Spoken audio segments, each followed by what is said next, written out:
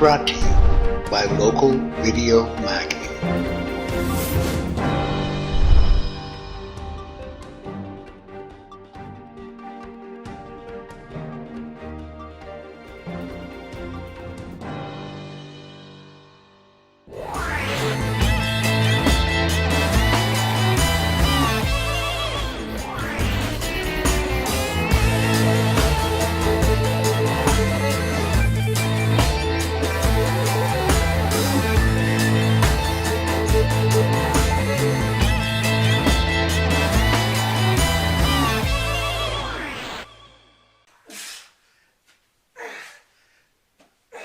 Guys, finishing up a little pulling workout. I hope all you are doing very well today because I am doing great. Hey, there's a concept of elastic resistance training that I think is being missed way too often, and it's because we're using bands that are either too large or not set up correctly for what we're trying to do. And here's what I mean.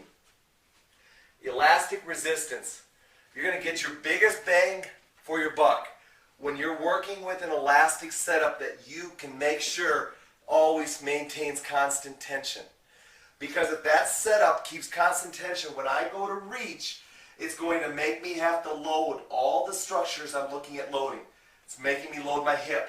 It's making me lengthen out my lat and my rib cage. So I'm putting all those muscles on stretch, which is what gives me that ultimate pull and power when it comes to elastic training and strength training.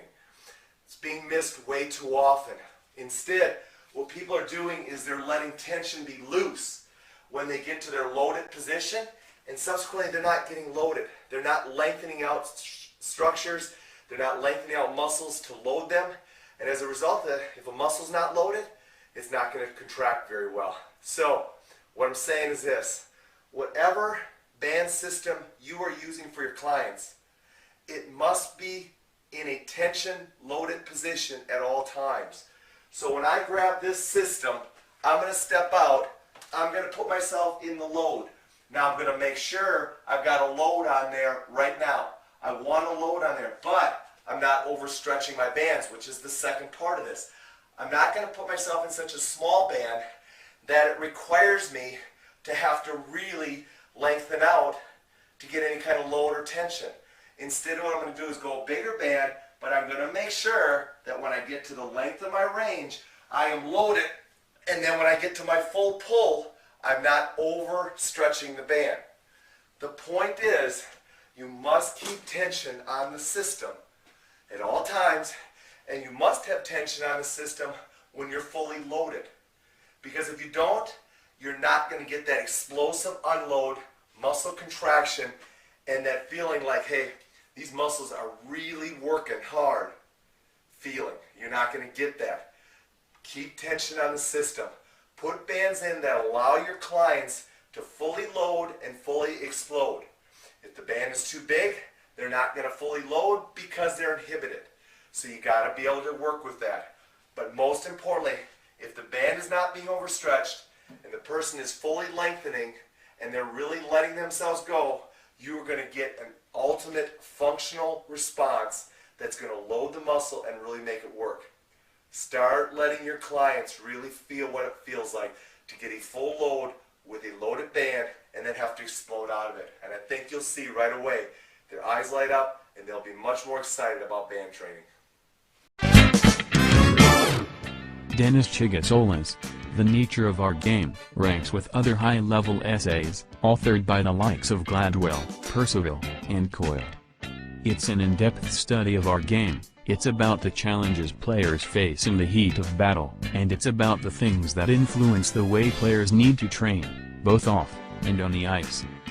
Get it now, and be well armed to answer almost any question that arises about our game.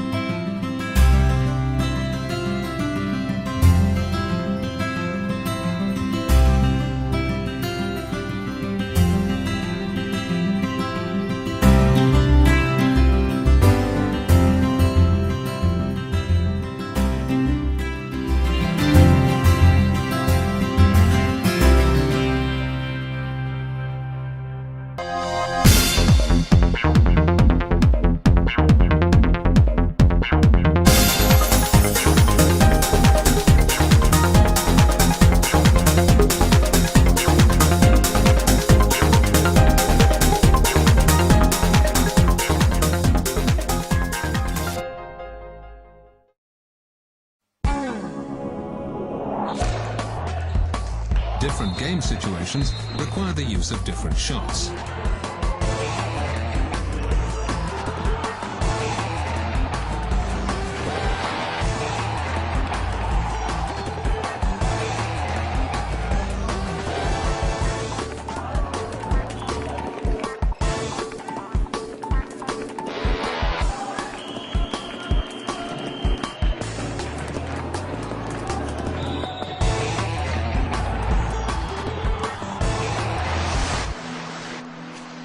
With a drag shot, the power is transferred forwards through the drag phase. The ball is released level with the front foot.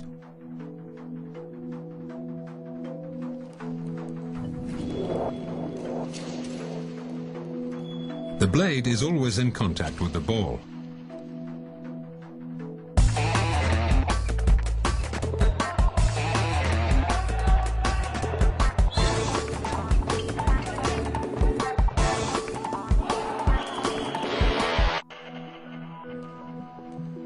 Curved drag shot can also be done in one movement. With the curved drag shot, during the drag phase, the ball is screened from the opponent.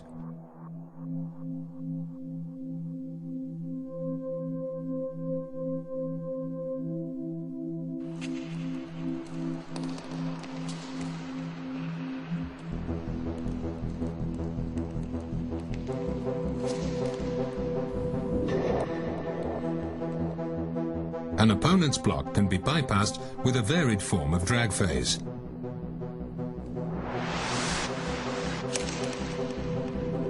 A wrist shot has a very short backswing. The release of the ball takes place somewhere near the front foot.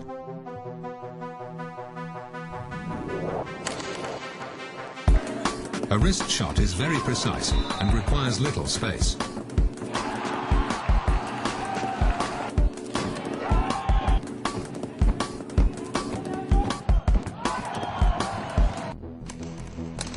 Ball delivery requires little time and space and can be played even under pressure from the opponent.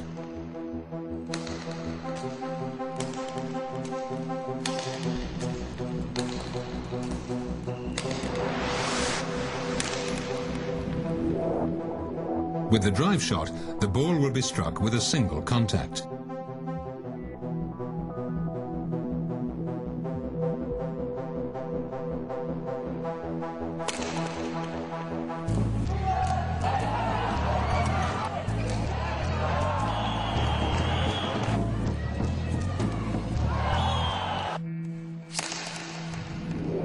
As a variation, the blade remains on the floor during the whole backswing. In a low body position, the ball is hit level with the front foot.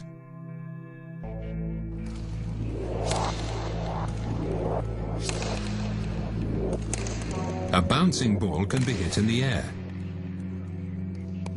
A short backswing helps to hit the ball precisely.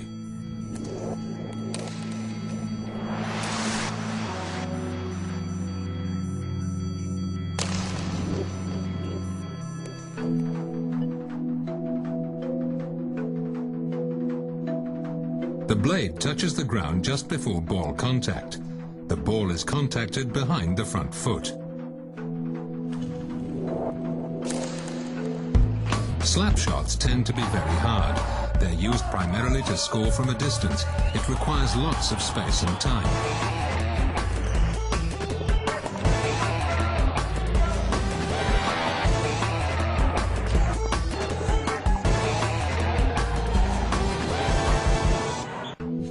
Most often a slap shot is used following a straight pass back to a teammate.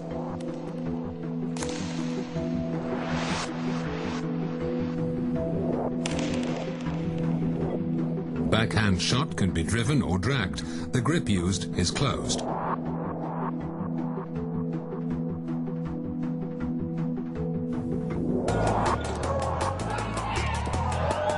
A quick backhand shot can be used to surprise and create scoring opportunities.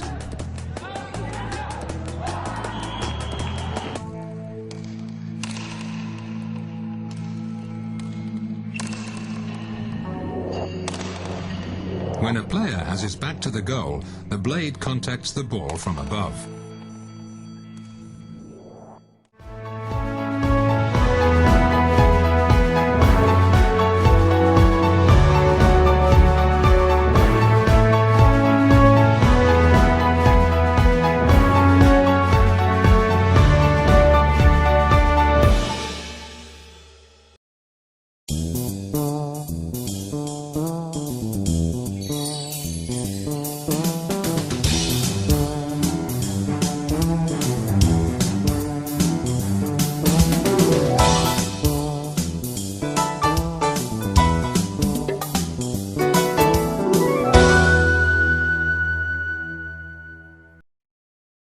Hi, it's Kim, Hockey Mom RD, and today is the letter K, and K is for potassium. Wait, potassium starts with a P, but have you ever had someone respond to you in a text message with the letter K when you're really expecting them to respond okay? Well, K on the periodic table of elements is potassium. Potassium has many functions. Potassium is an electrolyte, which helps conduct electrical impulses from nerve to nerve and to muscle tissues. And remember that your heart is a muscle. So potassium helps nerves talk to each other. Another function of potassium is it helps to move glucose from the bloodstream into the muscles, where it can be used as energy or it can be stored as glycogen. And this is very, very important for your hockey game because potassium can help increase speed and stamina. Remember, ice hockey is a stop-and-go sport which relies on glycogen to fuel your 30 to 90-second shifts. So remembering that potassium-rich foods help to move that glucose from your bloodstream into the muscles is a very good reason to include potassium-rich foods in your daily meal plan. You could have some baked potatoes, pineapple juice, orange juice, some raisins, bananas, and even some low-fat yogurt are all great sources of potassium-rich foods to add to your meal plan. This is Kim Lukhard, Hockey Mom RD. Happy skating until next time.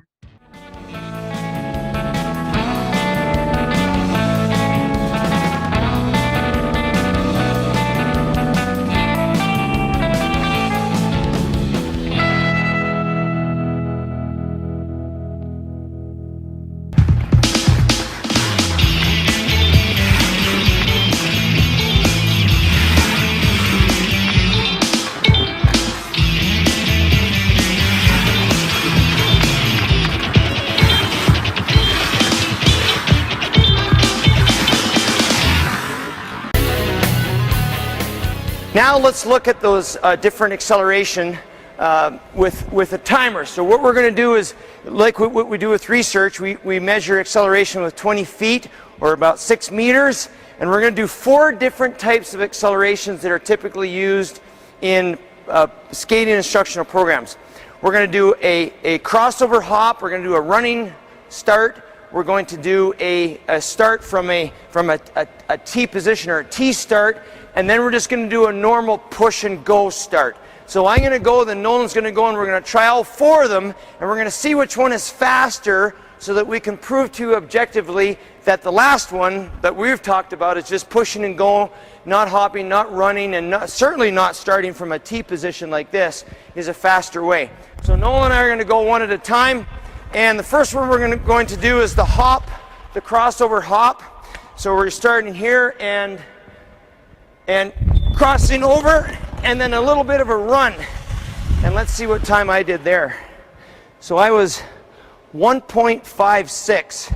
And when Nolan goes, whenever you're ready, Nolan. So Nolan's time was 1.53. Now the next one is going to be a running start. So you'll see this a lot in some instructional programs. They'll sometimes put sticks there and you got to run over the sticks. So let's see what time we can get when we're running this time, Nolan, okay? So you're on your toes and you're running as fast as you can. And we'll see what time I got on that. 1.55. And let's see what Nolan can do when he's running. That was a nice little run, Nolan. That was good.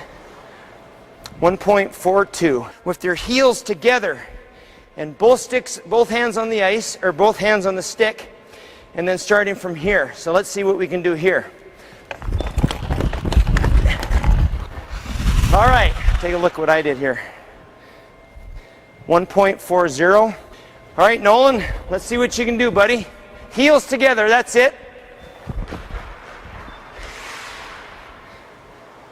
And Nolan was 1.50. And now let's check the last acceleration out. So this one is just a normal push and go. Not hopping, our heels aren't going to be together. We're just going to push and go, and we'll see how we do on this one. All right, let's see what I did on that one now. 1.24. So that was a little bit faster. Now let's see what Nolan does with that normal push and go. Fast feet. That's it, Nolan. That was good. Right on. And Nolan's got 1.37. Now I know you saw the times on the camera, and I know that you heard them when I was calling them out, but I just wanted to go over these again like we would do in a research setting, just to make it a little bit more objective. So when I did the crossover, my time was 1.56. When Nolan did the crossover, his time was 1.53. When we did the running start, my time was 1.55. Nolan was 1.43. the T start with our heels together. I was 1.40 and Nolan was 1.50. But, ladies and gentlemen, listen to this. When we did just the push and go with your feet apart in a good ready position, quick feet, quick acceleration, 3 strides, my time was 1.24. So that's almost a quarter of a second faster than the rest of them. And Nolan's was 1.37. So the point here is this, that running crossover and hopping up and down, running up and down, and having your feet together are actually slower ways of accelerating than just being in the ready position and having 3 quick strides.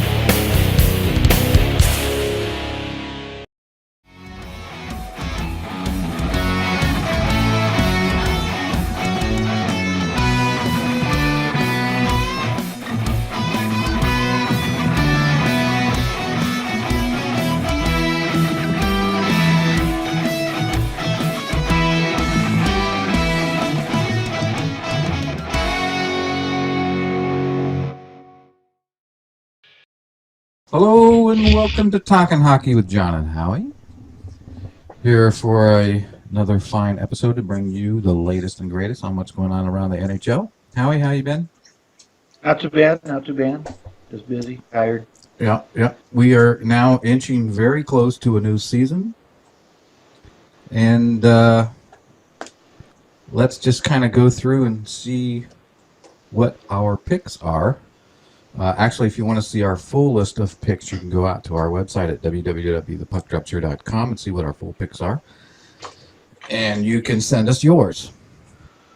This will be our top 3 locks. Yeah, our top 3 locks for each division. So let's start over in the East, Howie. In the Atlantic Division, who do you got? My number 3, I have Toronto. Number 2, Boston. And winning the division, I have Tampa Bay. Yeah, good picks. I think all 3 of those are strong. I, too, also, although mine are in a different order, I have number 3 as Boston, number 2 as Toronto, and number 1 as Tampa Bay. So we're very close there, and those are our locks for the Atlantic Division. Over in the Metropolitan Division, I'll go first this time. I'm going to take Washington at number 3, Columbus at number 2, and Pittsburgh as my number 1 pick. I have my number 3, I have Columbus. My number 2 is Pittsburgh. Number 1 repeating again as division winners, Washington. Wait, did you change those? No, or maybe I did. Yeah, you did. What did I do? Maybe I didn't write it down. Yeah, you didn't, because you had Pittsburgh and then Washington. And Oh, then okay. Columbus. I didn't. Okay, I wrote them backwards down here then. Okay.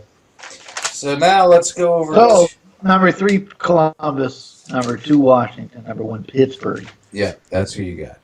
Yeah, I wrote them backwards on there. Yeah. So over in the West and the Central, Howie, who do you got? My Central, I have number 3. I have Minnesota. I gotta be a homie. My number 2, I have Nashville, and number 1, Winnipeg. Yeah. I have number 3 is St. Louis, number 2 is Nashville, and number 1 is Winnipeg. And I think Winnipeg's going to be awesome this year.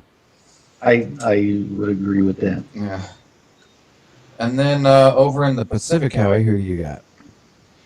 My number 3, I have your Los Angeles Kings at number 3, Vegas at number 2, and San Jose, with the addition of Carlson now, I think will end up winning this division. Yeah, I agree with you there. I have my number 3 is Los Angeles. My number 2 is Calgary, which I think they have always shown improvement, although they always seem to be that team They're you hard don't to, hear about. yeah, they're just hard to really play. Yeah, they are. Out. And then my number 1 as San Jose, because of the addition of Carlson, I think is going to make a big difference for them. Yeah. And that's who we have in the Pacific. So those are our locks, I guess, for the regular season. I think the big teams here to watch will be San Jose, Winnipeg, Tampa Bay. I think Pittsburgh and Columbus. Really, Columbus is going to be great too. I think Toronto too is going to be a team to watch. Who? Toronto. Oh gosh, yeah, Toronto. They could easily be number one in that division. They could be. So we'll see. We'll see. It's going to be great. The season starts in 3 days, so don't miss it. Catch our podcast every week, thepucktripshire.com, and we will see you next time on Talkin' Hockey with John and Howie.